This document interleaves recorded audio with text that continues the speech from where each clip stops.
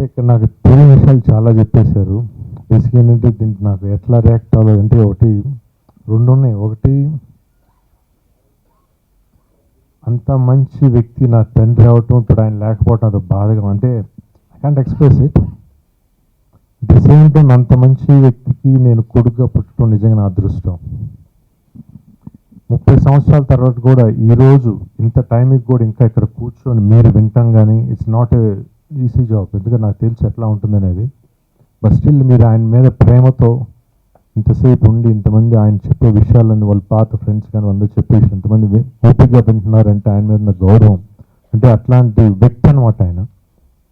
నిజంగా కొన్ని చెప్పే విషయాలు నాకు తెలియదు, బికాస్ నేను మా నాన్నగారు చనిపోయేటప్పుడు 8 years old, 8 to 9 years old, చాలా చిన్న, నాకు తెలియదు అసలు కొన్ని అసలు ఇప్పుడు కొన్ని తెలుస్తున్నాయి. నిజంగా ఈ విషయాలను రామారావు గారు వచ్చి బుక్ రాస్తున్నా అన్నప్పుడు అంటే నాకు తెలియని విషయాలు చాలా డెఫినెట్గా దాంట్లో తెలుసుకోవచ్చు. ఎందుకంటే మా నాన్నగారి గురించి చాలా వాళ్ళ ఫ్రెండ్స్ చాలామంది చెప్తూ ఉండేవాళ్ళు, నాన్న ఇట్లా ఇంత మంచి యాక్టర్ ఇది మొత్తం. ఆ బుక్లో చదవాలని నిన్న నైటే నాకు బుక్ తీసుకొచ్చాను, ఇంకా సగమే చదివాను. డెఫినెట్గా ఇంకా తప్పకుండా, ఎందుకంటే చాలా తెలుసుకోవాలని ఉన్నాయి దాంట్లో.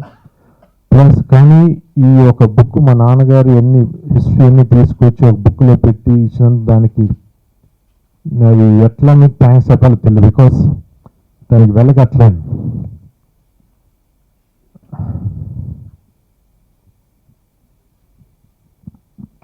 Thank you so much. అందుకని ఆయన దగ్గర అన్నాను, అంటే ఐ కాంట్ మనీతో దాన్ని లెక్కలేను. ఆ బుక్ లిమిట్ లేదు.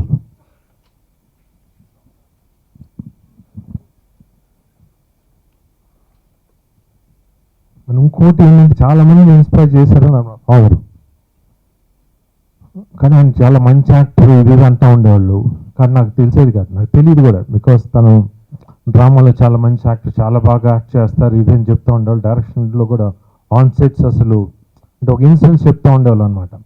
ప్రతిఘటన అనే సినిమాలో వేలుగారు చేసే సీన్ని ఆయన చెప్తే ఆయన సరిగ్గా చేయబోతుంది, దీన్ని ఒకసారి చేసి చూపించాడు. మామూలు ఇట్స్ పబ్లిక్లో రోడ్లో పక్కన ఆల్మోస్ట్ ఒక 200-300 మంది జనం ఉన్నారు. మొత్తం షార్ట్ చేయగానే మొత్తం అందరు క్లాప్స్ కొట్టేశారు మొత్తం.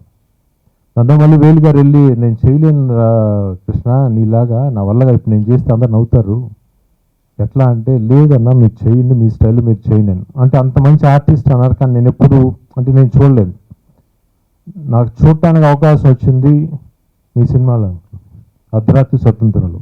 అంటే నేను సినిమా యాక్టర్ అవ్వాలి అనుకున్న తర్వాత, అంటే ప్రతి ఆర్టిస్ట్కి ఒక ఇన్స్పైర్ ఉంటారు, ఒక ఆర్టిస్ట్ ఇన్స్పైర్ ఉంటారు, ఈ ఆర్టిస్ట్ చూసి నేను ఇన్స్పైర్ అయ్యాను ఇట్లా చేయాలని. But still now in my phone ఆ క్లిప్ ఉంది, ఇంకా ఆ పాట, జైల్లో ఉన్న డైలాగ్స్ అది చూసిన తర్వాత నేను అసలు ఇట్లా చేయగలనా అంటే అంత ఇంటెన్సిటీ ఉంది దాంట్లో. అంతగా నా రీచ్ అవుతే definite I'll be top actor, no doubt. కానీ ఇప్పటికీ నేను ఇంకా రీచ్ అవ్వలేదు, బికాస్ ఇంట్రెస్ట్ నేను డైలీ అప్పుడు ఎవ్రీ వీక్ నేను చూస్తూ ఉంటాను, ఇంత ఇంట్రెస్ట్ నాకు రావట్లేదు ఎందుకని అని.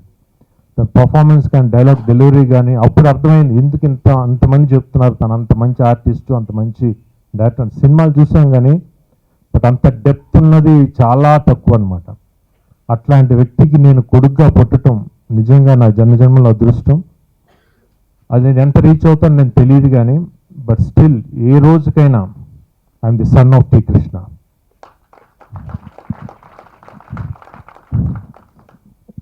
నాన్నగారి మీద ప్రేమతో మీరందరూ వచ్చి మీ ఎక్స్పీరియన్స్ అంతా తెలుసు, మీరందరూ చెప్పి తెలియని విషయాలను కొన్ని చెప్పి చాలా ఆనందంగా ఉంది తెలుసుకున్నందుకు.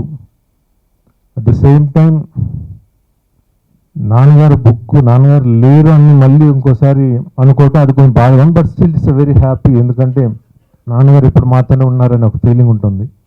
ఇంకోటి ఈ బుక్ ఒకటి నాన్నగారు బాగా ఇష్టమైన డైరెక్టర్ దాసరి గారి చేతుల మీద రిలీజ్ అవడం I'm very very happy. Thanks for coming Dasari garu, ఆయనకి లేరు, ఆయన వెళ్ళిపోయారు. Thank you so much. Special thanks Ramarao garu, ఒకసారి వస్తారా?